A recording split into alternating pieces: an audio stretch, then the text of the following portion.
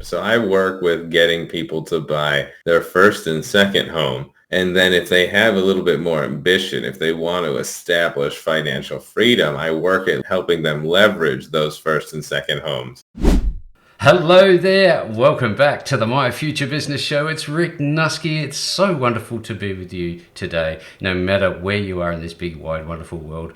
Thank you again for joining. If this is your first time with us on the show, welcome. And if you've been here for any length of time, thank you so much for supporting the show. It makes all the difference knowing that the show is making a difference for you. Now, on today's show, I have the pleasure of welcoming your go-to resource for all things real estate in Southern California, Mr. David Dippong. Welcome to the show, David.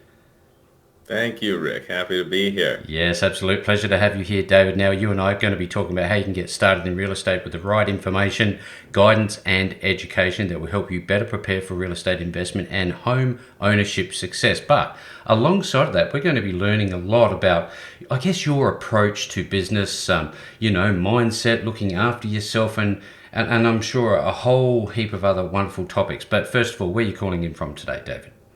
So I'm calling in from my home in Santa Monica, California. I Fan- own and operate my real estate business in Los Angeles and Orange County. So the coast of Southern California. Oh, very nice, very nice. So, do you have many surf style beaches there? What's the terrain like? Yeah, between Malibu and Laguna Beach, I'd say, which is Mm. basically just a stretch of 50 miles of coastline, Yep. you can find dozens of small little beaches that you'll see surfers out at Yep. every day. Even during this tropical storm we had the other week, you still had people out before and after trying to take advantage of better waves. Absolutely. Look, I having been up and down that coast, I love the environment. Now, what do you love about the environment there? What's your thing? So it's kind of an evergreen landscape of climate. My entire year is between 60 and 80 degrees. And when I want to experience, say, fall or winter or apple picking or skiing, snowboarding, I can drive a few hours to another part of this state and do whatever I want. So Hmm. it's sort of a life by design that I get to live because I've established myself here. Yeah, now you have those options, don't you? Now, whilst you're doing all those things, is there a specific thing you enjoy doing? You have a specific hobby that you get involved with? So I'm passionate about rescue dogs. I Oh, adopted my little staffy pit bull, and I've been volunteering at a local shelter called Wags and Walks in Los Angeles for years. love And it. they help bigger dogs, dogs that have bad PR raps but aren't bad dogs. There's just a Hmm. lot of misinformation about them. And I think, uh, just from my personal experience, a dog is one of the things that loves you the most in the world. And were very helpful during times like COVID, trying Oh, times yeah. that people needed that emotional support. Yep. So I try to help them as much as they've helped me in Yep. my life. That's wonderful feedback. We've got three Rottweilers, and they're one of those breeds that have a somewhat of a bad rap. And I can tell you, they're the most cuddliest, silkiest lap dogs. They think they're lap dogs anyway. Well, you treat them like a baby and they act like a baby. But, you get a few bad cases and suddenly all your condos or co-ops are saying no large breed, Yep. no aggressive. Well, aggressive breed it's a term they made up. Yeah, There's no absolutely. dog that's born trying to hurt you. They're like a mirror, aren't they? Yeah, they get exactly what you give them and they love you so much they'll take whatever you give them. Yep. Yep. I wonder if you could be any animal in the world, what would you be? Do you think? I mean, I'd probably be a dog. My wife looks at my dog every day and goes, "Oh, if I could just be you for today." Sleep 20 hours, wake up to eat and play, and then go back to sleep. Oh, it sounds great. It would be wonderful, wouldn't it? I remember growing up as a kid, we had a sausage dog, a black thing, and we called her Shadow. Yeah, did you ever have any pets growing up? Yeah, so my friends had dogs. My family had a lot of cats. Um, And I always knew people that either had Goldens or had pit bulls or had Dachshunds, little wiener dogs. Corgis were very popular too. Mm. And I just grew up thinking like these are great. Like they're always up for anything, but they're a big responsibility. Oh yeah, yeah. Well, look, in those, I guess, those early years when we're, footloose and fancy free, as they say, as kids, what did you enjoy doing? Do you have any memories of your childhood that you could share with us? Yeah, I really loved a mixture of sports. So I played a lot of baseball and soccer with my Yep. friends, and then I actually got into a lot of video games when I was in high school with my Ah. other friends. So I had these two groups, one where I could get exercise and like be in the sun and work on my cardiovascular health, and And another the one where other. I could stay up all night eating a bag of Mountain Dew and I love Cheetos. it. And which one do you prefer, do you think? Uh, I mean, from back then, I probably would have said video games, but right now, if I tried to do something like that, I would be in bed for a week. Yeah, the recovery time's a little bit different nowadays, isn't it? Now, speaking Yeah. about your routines, are you an early riser, and what's a day look like for you? So I'm a very specific, I mean, I think my morning routine sets me up for success the whole day. Yeah, And it starts the night before. So I'm a big fan of reading about like topics that I could personally use, like cooking, mm, nutrition, sleep science, all that. And what they call sleep opportunity time is the amount of time you give yourself to sleep. yeah, So if you're in bed for 10 hours, you might only get 8 to 8.5 hours of sleep, depending on how much you're on your phone or iPad or whatever. oh yeah, And if you're only in bed for 8 hours, the most you could sleep is 7 because your body needs time to get into and get out of sleep. So I like to be in bed by 10 p.m. So I yeah, can get a full 7 to 9 depending on what my body needed from the day before. yes, yes. And then I can start the day at 6:37 depending on what my body needs and then start my morning schedule from there. Do you find it difficult? Maybe do you have a busy mind, and therefore does it is it a struggle to get to sleep sometimes, or do you fall asleep pretty well? Yeah, I mean, I'll be honest, some days based on the job, I do end up having to work till 8, 9, 10 o'clock. Yeah, And those days, I find myself needing an hour in bed to come down, to yeah. really switch off work days and get into sleep or personal days. So if I don't give myself that time, I'm setting myself up for failure because the most I'm going to get is like 6 hours of sleep. Ah, And yeah. then I feel it the whole next day. So I'll get into bed if I don't have anything else to do and my wife and I don't have plans that night.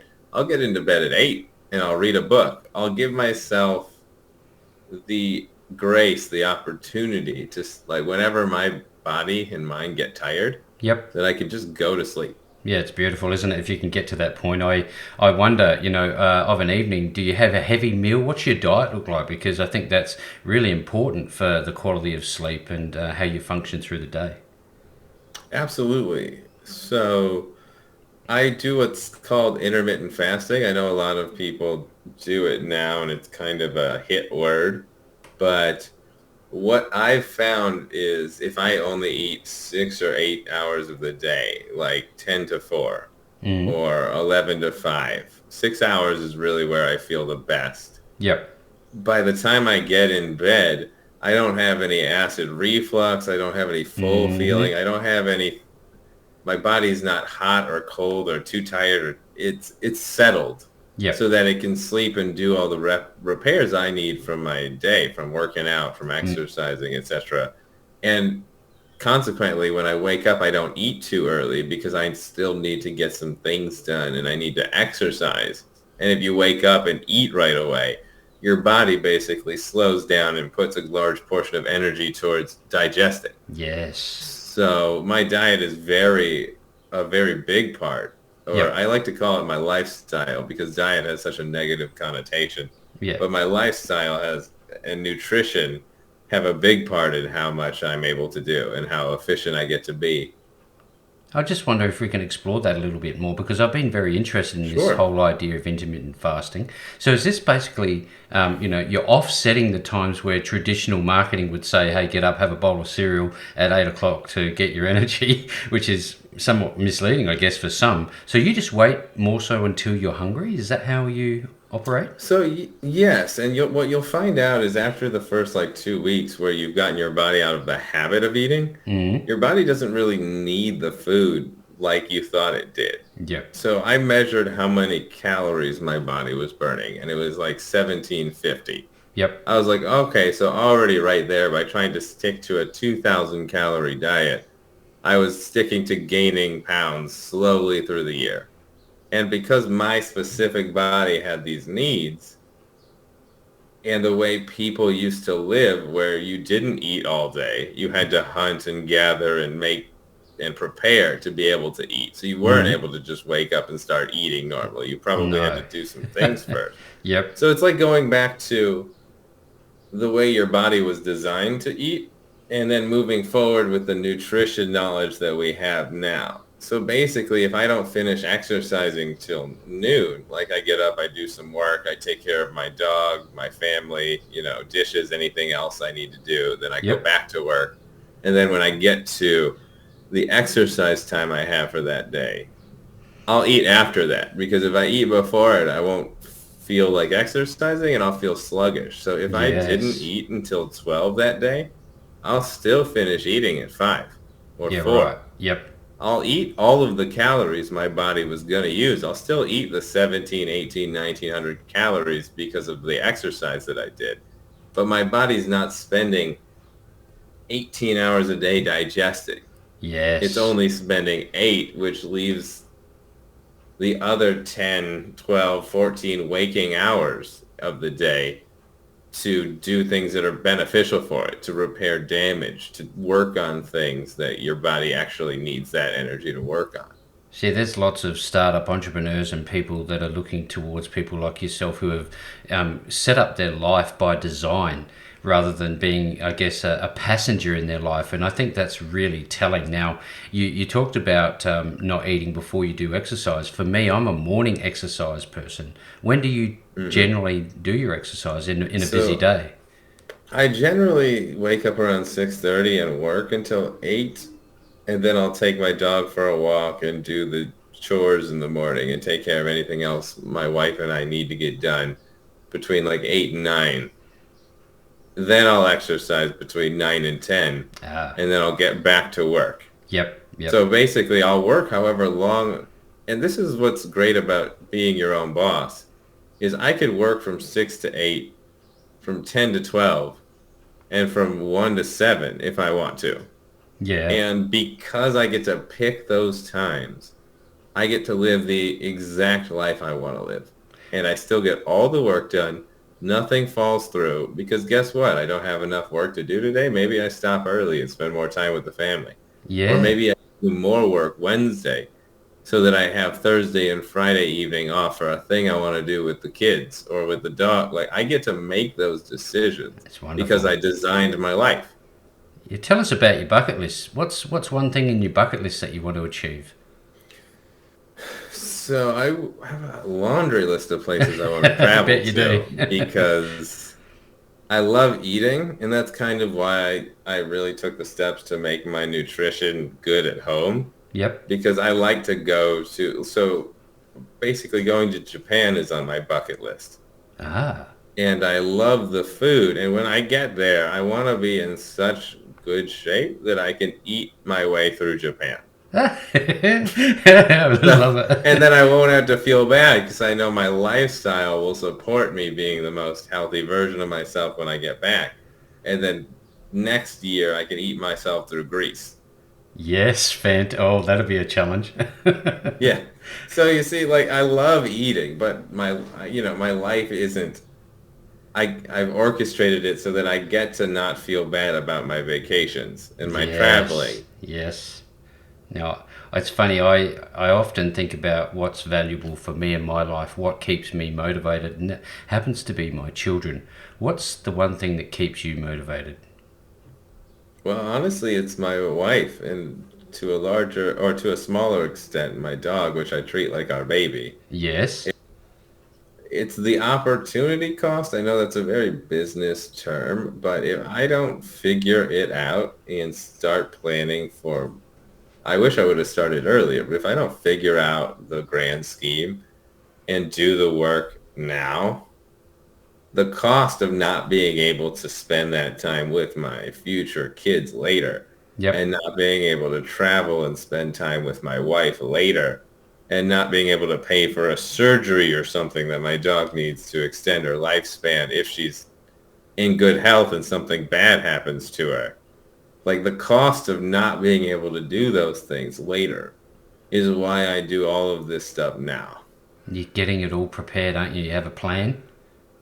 Yeah, I have a plan, and whether I get to the plan as fast as I thought I would, I still take a towards that plan every month. Yeah, because we're not on Earth for a long time. I hear a saying, We're not here for a long time. We're here for a good time." So whatever you can do to prepare yourself for that, it's certainly going to serve you well. Now, tell me, what was the best way that you found yourself learning? For me, it's audiobooks. Do you enjoy a book? Do you prefer audio? What's your thing? So because I have to drive so often, because I'm driving an hour or an hour and a half or less to most of the places I work, Mm. I'm constantly listening to Audible and Ah, audiobooks, yes. either about nutrition, about sleep, about sales, about sometimes it'll just be about nothing to distract myself for a little while. White noise. Yeah, but I'm already driving that time anyway. And Yeah. I guess it goes back to my philosophy of you're already going to live, you could already maybe live 100 years. You're already going to live all this time anyway. So Yep. why spend an additional 15 hours a week listening to the top 40 on FM radio Mm-hmm. or completely revamp my knowledge of a certain topic that I'm interested in? Yeah, that's wonderful feedback. Yeah, I love that. Thank you so very much. Now, I'd like to ask, how do you go about building an abundance mindset? Do you use affirmations? And if you have a down day, how do you pick yourself back up So mentally? I don't do affirmations every day, Mm. but I do them when I'm feeling down because they help me get back into the mindset of the person I was when I was planning the goals, Yes. if that makes sense. Yes, certainly does. And the morning routine, the nutrition, the fitness, the w- events we plan to go to, my wife and I as personal time during the month. All of that stuff is what keeps me mentally balanced and able to come in and do my best for every client every day because I know that Saturday evening we're going to go to the, you know, block party for Venice or that Mm-hmm. Saturday night, this Saturday, that Saturday, we're going to go to the Hollywood Bowl and see a concert outside. I know I have purposeful time to relax set into my schedule. And make it happen. I wonder, in terms of taking a chance, you're a business owner, you're an entrepreneur. I'd love to learn, first of all, do you recall the first entrepreneurial experience you ever had? And what was it like when you first decided to go into real estate? Were you nervous? Was it difficult? Was there fear? So my first entrepreneurial step would probably be when I was a private chef in my early 20s Ah, because I stopped working for restaurants and other chefs. I started working for myself. Now, what they don't tell you is when you're doing that type of job, you're basically working 6 days a week, 16 hours a day. crazy So although hours. you're making good money, you don't you can't design your life, nor can you leverage the money you're making for good investments. You only really have the capacity to handle a certain amount of stress, information, personal building during the week. So I found that I would just sleep every day, the one Mm. day I had that week, instead of actively using it to improve my life. So I started shifting into a way I could make my career something I was good at, like the analysis, the real estate investing, the breaking Yep. things down for people in small actionable steps like recipes, except I can now help everybody, except not just one high net worth family, let's say.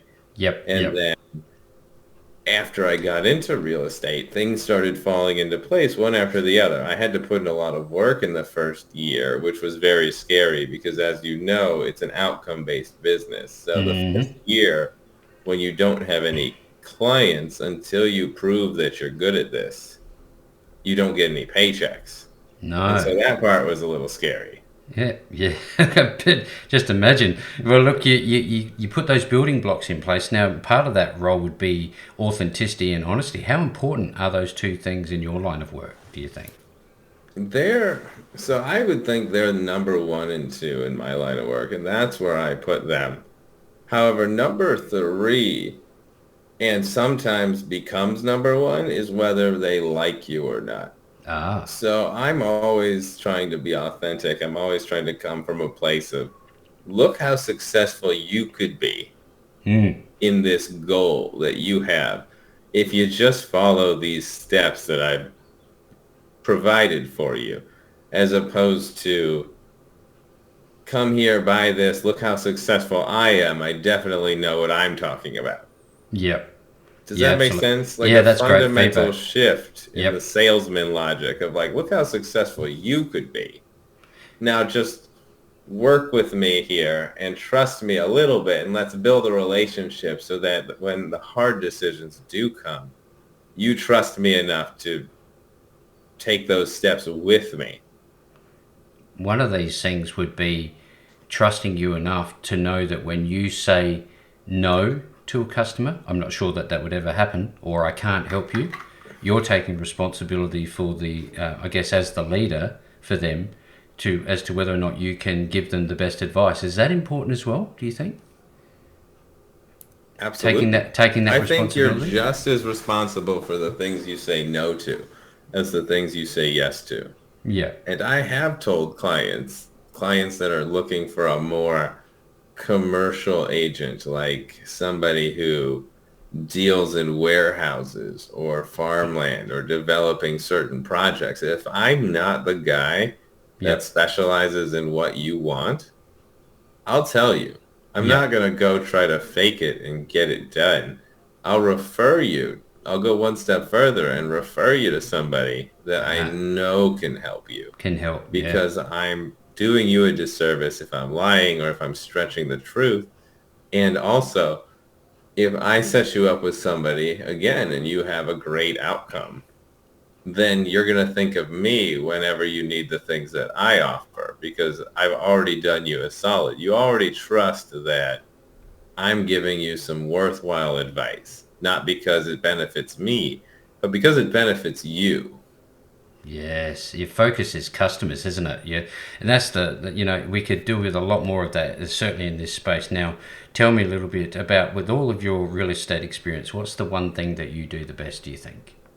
So I do residential and multi-unit residential investing and home ownership. So I Right. work with getting people to buy their first and second home.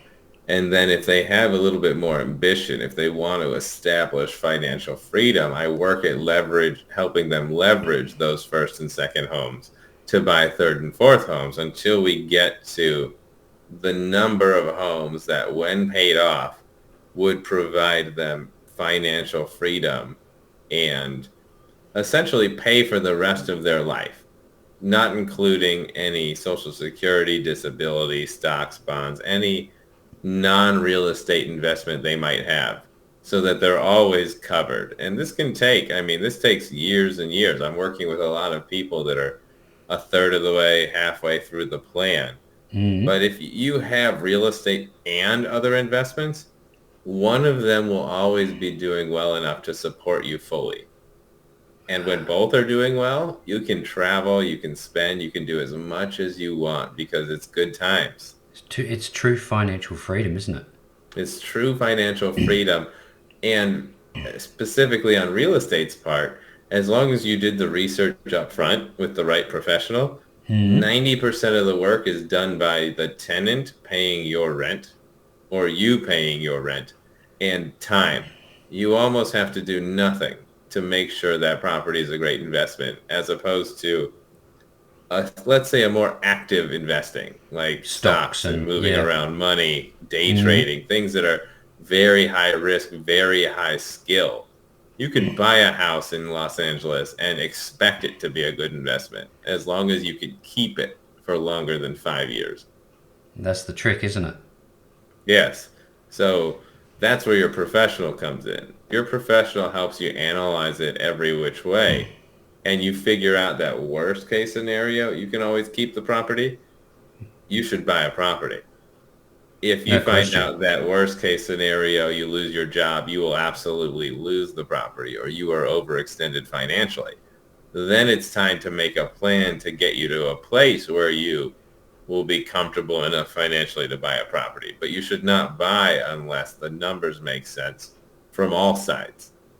Yes, that's sage advice. Now, given the nature of global events around the world, David, I don't know if it's cause and effect. Does something that happens around the other side of the world impact real estate in your local area? And if that's the case, is when's a good time to consider real estate because of these external factors? So a lot of people are a little bit worried now that rates have returned to the sevens, eights, which is basically our 39-year average. So there's been a lot of higher rates, but there's also been a lot of lower rates.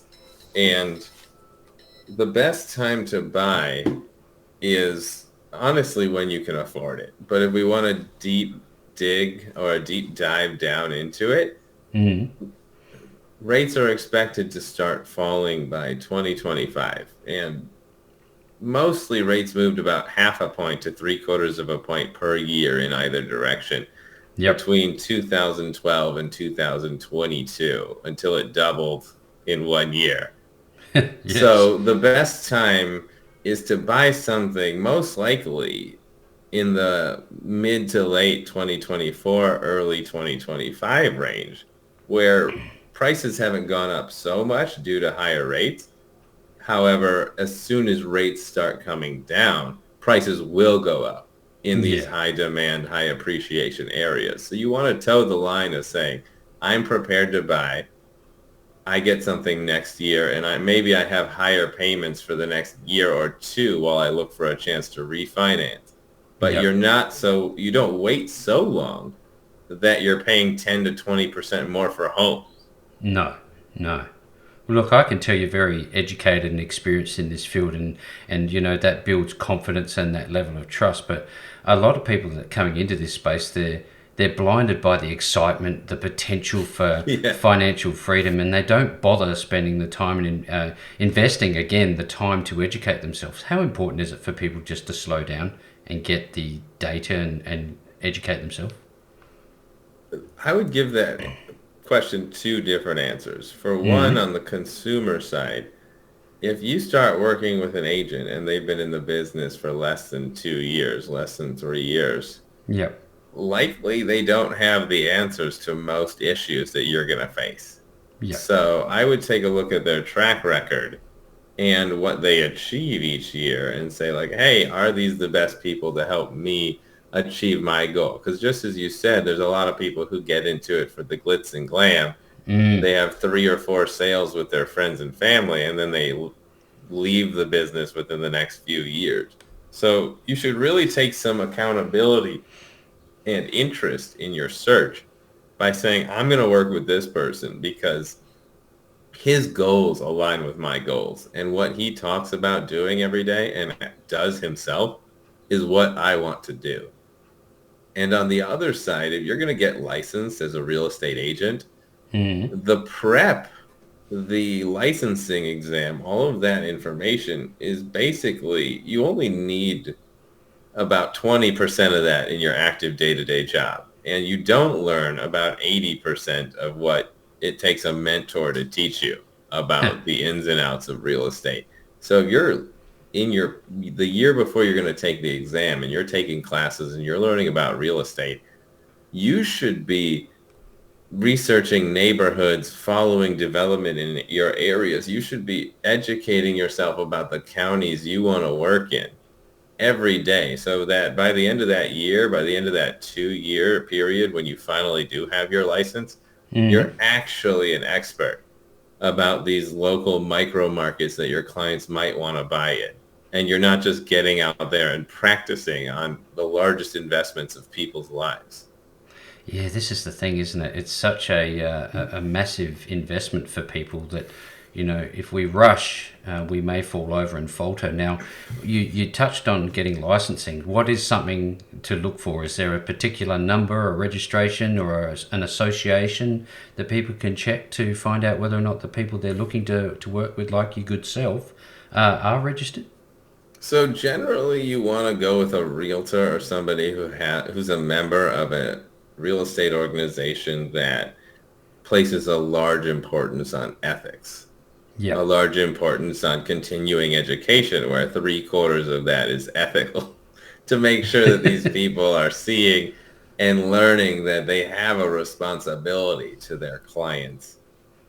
As opposed to that, though, there really isn't a whole lot. Like I work at Compass, which is a real estate brokerage in California, New York, some other states, and they only hire experienced agents. So on one point, you do have a guarantee that they're at least making income. They're at least working successful agents in their field. Yep. And on the other side, teams that are led by two successful agents who really know what they're doing, or one successful agent that really knows what they're doing, are Mm. still allowed to hire new agents and train them. I mean, Yep. that's how I got my start years and years ago. So I would say it's really hard to judge based on place, time, location, age of person. Yep. It's easier to judge when you sit down with the person and you ask them all the questions and you tell them your goals and you really listen to see if they have a detailed and specific plan Uh-huh. to get you there, or if their answers and their energy and their body language, because 93% of what we say Is doesn't in our come through our body. words So in yeah. person. I would meet with them in person and really take it old school and know that, okay, well, that guy seemed nice enough, but he wasn't confident and he wasn't looking us in the eye and he wasn't telling us exactly what we need to do. The way I treat real estate is if you follow the process that we outline and the plan that we outline together, Mm. buying your home, buying your duplex, buying whatever you were set out to buy, keeping it, holding it, selling it, all of these investing things, it's all the logical outcome of a very specific process. It's no longer a very stressful, risky decision that we're making because we really need to buy a home. It's you did the work, you followed the process. Of course, it ends in you having a home. Yeah. It takes a lot of the stress and the guesswork out of the client side because they know that this process has led hundreds of people to the conclusion. So if they have any questions, they can ask me. If they want to tweak the goals, I'll come back with new numbers and I'll help them stay accountable to achieve those goals.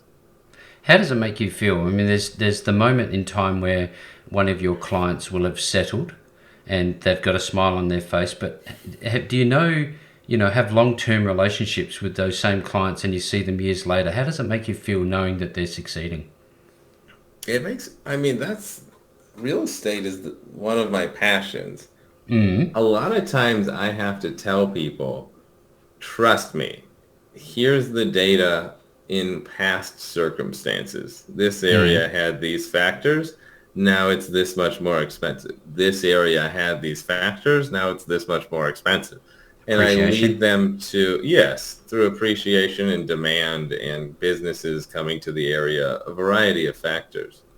And they have to take a leap of faith that the things that I'm showing them is accurate, or at least it gives them a 70-30 edge on the house Yeah. so that Yeah.